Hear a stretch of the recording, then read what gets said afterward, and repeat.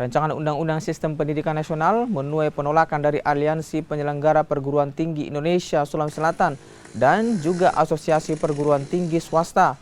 RUU dari Kementerian Pendidikan, Kebudayaan, Riset, dan Teknologi ini dinilai merugikan perguruan tinggi swasta.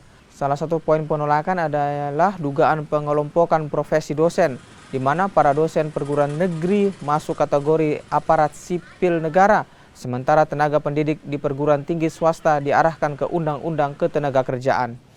195 perguruan tinggi swasta di Sulawesi Selatan menuding RUU Sisdiknas menyamakan dosen dengan buruh. Aptisi dan Aperti juga akan melakukan aksi penolakan di Kementerian Pendidikan, DPRD RI, dan juga di Istana Negara. Makanya menolak RUU itu adalah karena berkaitan dengan status profesi dosen, khususnya di PTS. Karena dalam RUU itu membedakan antara dosen PTN dengan dosen PTS.